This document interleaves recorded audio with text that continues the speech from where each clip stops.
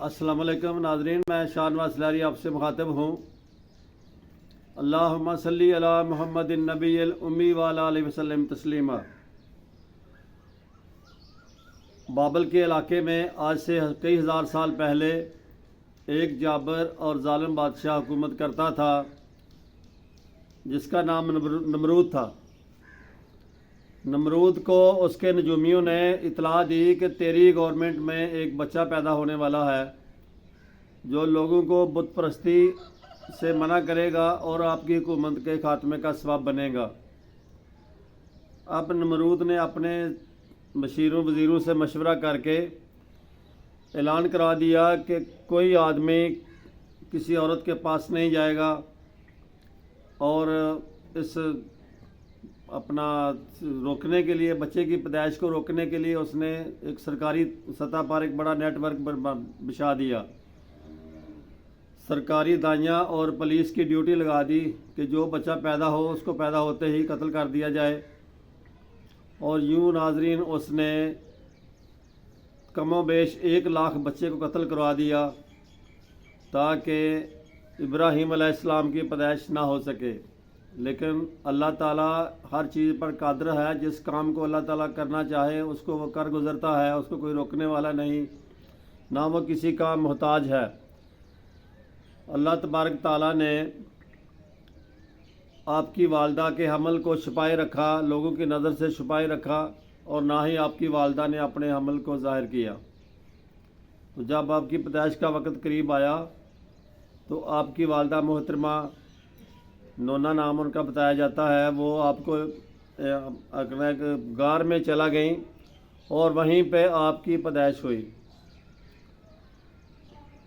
واپسی پہ اس نے اللہ کے سپرد کیا بچے کو، اور غار کے منہ پہ پتھر وغیرہ رکھ کے اس غار کے منہ کو بند کر دیا۔ صبح جب دوبارہ وہ گئیں غار میں تو انہوں نے دیکھا کہ بچہ اپنے انگوٹھے کو چوس رہا ہے اور اس کے انگوٹھے میں سے دودھ آ رہا ہے۔ وہ بڑی حیران ہوئیں۔ 2 سال تک آپ کو دودھ پلاتی رہیں بلا نگاہ جا کر غار میں، اور کسی کو ظاہر نہیں ہونے دیا۔ جب آپ 7 سال کے ہوئے تو آپ نے اپنی والدہ سے کہا کہ مجھے گھر لے چلو، لیکن والدہ نے کہا کہ ابھی آپ کی جان کو خطرہ ہے، آپ ادھر ہی رہیں۔ آپ کی گروتھ اتنی ہوتی تھی، اتنی پرورش ہوتی تھی، جتنی مہینے میں ایک بچہ بڑھتا ہے اتنا آپ کا قد یا جسم ایک دن میں بڑھتا تھا۔ جب آپ 13 سال کے ہوئے تو پھر آپ والدہ کے ساتھ اپنے گھر چلے گئے رات کے اندھیرے میں، اور کسی کو خبر نہیں ہوئی۔ آپ کے چچا آذر نامی آدمی تھے، وہ بت پرستی کرتے تھے اور بت بنا کے بت سیل کرتے تھے، بت فروخت کرتے تھے۔ تو آذر اور اس کے بیٹے دونوں تینوں بت بنا کے باہر لے کے جاتے فروخت کرنے۔ انہوں نے ایک دن ابراہیم علیہ السلام سے بھی کہا کہ آپ بھی ہمارے ساتھ چلیں اور یہ بت ایک لے لیں اور اس کو فروخت کر کے آئیں۔ تو ابراہیم علیہ السلام نے بت کے گلے میں رسی ڈالی اور اس کو گلیوں میں گھسیٹنا شروع کر دیا، اور یوں وہ کیچڑ اور گرد و غبار سے لت پت ہو گیا۔ تو لوگوں نے اس کو بت کی توہین سمجھا۔ آپ آوازیں لگاتے کہ لے لو جھوٹے خدا جو آپ کو نفع دیں نہ نقصان دیں۔ تو لوگوں نے آپ کو پکڑ کر جو وقت کا اس وقت حاکم تھا اس کے پاس لے گئے کہ اس نے یہ جرم کیا ہے، ہمارے بتوں کی توہین کی ہے۔ اب ابراہیم علیہ السلام نے بات چلتے چلتے بادشاہ تک پہنچ گئی۔ جب بادشاہ کے سامنے مکالمہ ہوا تو بادشاہ نے کہا کہ تمہارا رب کون ہے؟ تو ابراہیم علیہ السلام نے کہا میرا رب وہ ہے جو زندگی اور موت دیتا ہے۔ تو بادشاہ نے کہا کہ یہ کام تو میں بھی کر سکتا ہوں۔ اس نے ایک آدمی کو جس کو سزائے موت کی سزا ہوئی تھی اور 1 یا 2 دن بعد اس کو پھانسی کے پہ لٹکا دینا تھا، اس کو چھوڑ دیا، اور ایک بے گناہ آدمی کو ادھر سے پکڑ کے دال اپنی کچہری سے پکڑ کے اس کو قتل کر دیا۔ اس نے کہا یہ کام تو میں بھی کر سکتا ہوں۔ اب ابراہیم علیہ السلام نے کہا اگر تم یہ کام کر سکتے ہو تو جس آدمی کو تم نے قتل کیا ہے اس کو زندہ کر کے دکھاؤ۔ وہ خاموش ہو گیا، یہ کام اس کے بس کا تھا ہی نہیں۔ اور یہ بھی کہتے ہیں کہ آپ نے کہا کہ میرا رب وہ ہے جو مشرق سے سورج کو نکالتا ہے اور مغرب میں غروب کرتا ہے، اگر تو رب ہے تو میرے اپنا سورج کو تو مغرب سے نکال اور مشرق میں غروب کر کے دکھا۔ چنانچہ بادشاہ لاجواب ہو گیا اور خاموش ہو گیا، اور اس نے ابراہیم علیہ السلام کو جیل میں ڈال دیا۔ آپ کے چچا آزر نے کسی طرح سے بادشاہ سے تعلق بنا کے بادشاہ تک رسائی حاصل کی اور اپنی شخصی ضمانت پر ابراہیم علیہ السلام کو گھر لے آئے۔ بادشاہ سے ضمانت کروا کے گھر لے آئے کہ بادشاہ بھی یہ بچہ ہے، یہ ناسمجھ ہے، اس کو میں سمجھا دوں گا اور آئندہ ایسی حرکت نہیں کرے گا۔ تو شخصی ضمانت پہ بادشاہ نے آپ کو رہا کر دیا۔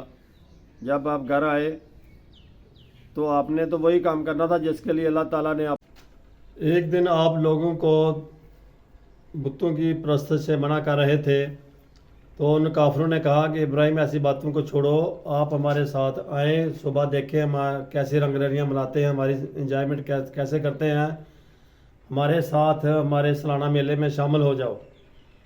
ابراہیم علیہ السلام نے کہا کہ میں آپ کے ساتھ میلے میں شامل نہیں ہوں گا، البتہ میں آپ کے خداؤں کا برا چاہوں گا۔ ان میں سے کسی آدمی نے یہ بات سن لی۔ وہ کہتے ہیں کہ جب وہ سارے کے سارے شہر والے میلے میں چلا گئے، رات کا وقت تھا، ابراہیم علیہ السلام نے کلہاڑا لیا اور جا کر بتوں کو توڑنا شروع کر دیا۔ سب بتوں کو توڑ دیا، کسی کی گردن توڑ دی، کسی کا بازو توڑ دیا، کسی کی ٹانگ توڑ دی، اور جو سب سے بڑا بت تھا اس کو چھوڑ دیا اور اس کے کندھے کے اوپر کلہاڑا رکھ دیا۔ جب وہ لوگ میلے سے واپسی آئے تو انہوں نے دیکھا کہ ہمارے سارے بت ٹوٹے پھوٹے ہیں اور اوندے پڑے ہوئے ہیں۔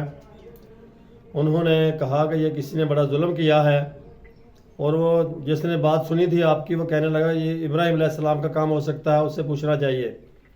چنانچہ وہ سب لوگ آپ کے پاس آ گئے اور آپ کو پکڑ کے حاکم کے پاس لے گئے، اور جب آپ سے سوال جواب کیا تو آپ نے کہا کہ یہ بڑے بت سے پوچھو کہ انہیں کس نے نقصان پہنچایا ہے۔ انہوں نے کہا کہ آپ جانتے ہیں یہ بول نہیں سکتے، دیکھ نہیں سکتے اور سن بھی نہیں سکتے۔ تو آپ نے وہاں پہ بڑا اچھا طریقہ اپنایا۔ آپ نے کہا اگر یہ اپنا دفاع نہیں کر سکتے، سن بھی نہیں سکتے، بول بھی نہیں سکتے، تو آپ کو کیا نفع نقصان دے سکتے ہیں۔ چنانچہ ان لوگوں نے آپ کو پکڑ لیا اور بادشاہ کے پاس لے گئے، نمرود کے پاس لے گئے، اور نمرود نے جب دیکھا تو ان کی جو عدالت تھی اس نے یہ سزا تجویز کی، اور ان کا جو جج تھے انہوں نے کہا کہ اس کو ابراہیم علیہ السلام کو آگ میں جلا دیا جائے۔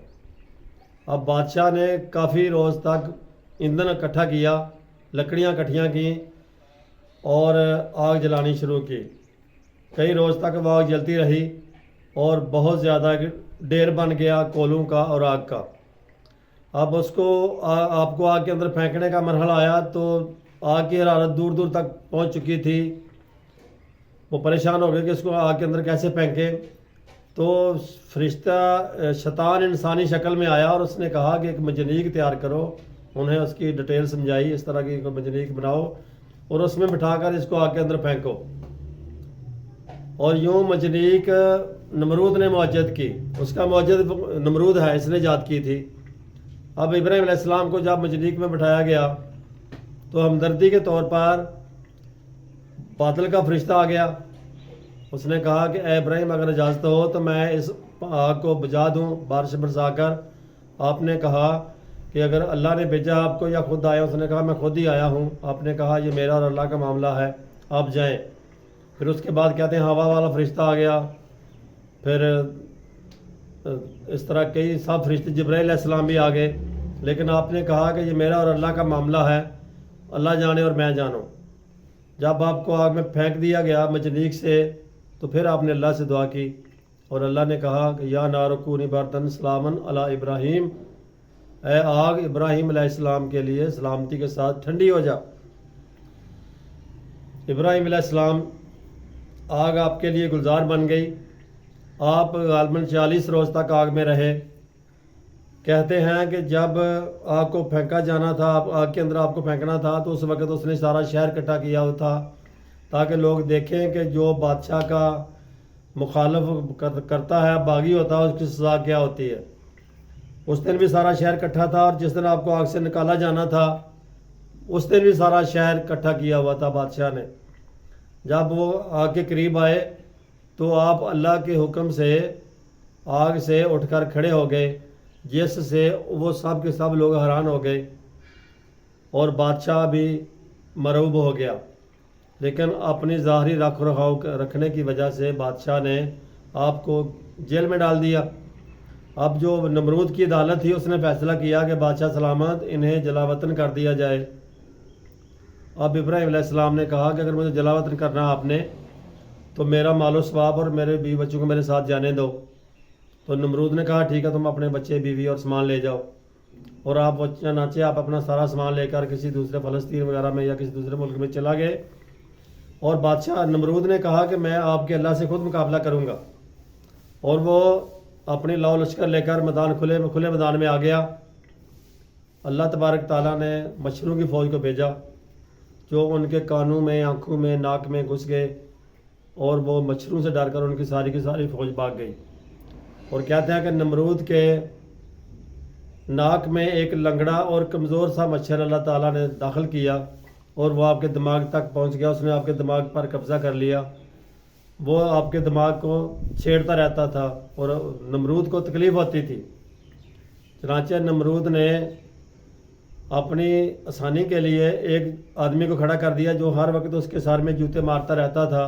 جب وہ جوتے مارتا تو مچھر بیٹھ جاتا، جیسے وہ جوتے مارنا بند کرتا تو مچھر دوبارہ پھر حرکت کرنا شروع کر دیتا، اور یوں جوتے کھاتے کھاتے کئی سال تک جوتے کھانے کے بعد نمرود کی موت ہو گئی۔ اللہ تبارک تعالیٰ نے اپنے باغی کا انجام اس طرح کیا۔ معلوم ہوا کہ حکومتیں اور لاؤ لشکر سے کامیابی نہیں، کامیابی صرف اللہ تبارک تعالیٰ کے طریقے پر چلنے میں ہی ہے۔ تو ناظرین، ہماری ویڈیو پسند آئی ہو تو اس کو لائک اور شیئر کر دیا کریں، اور سبسکرائب بھی کیا کریں۔ السلام علیکم۔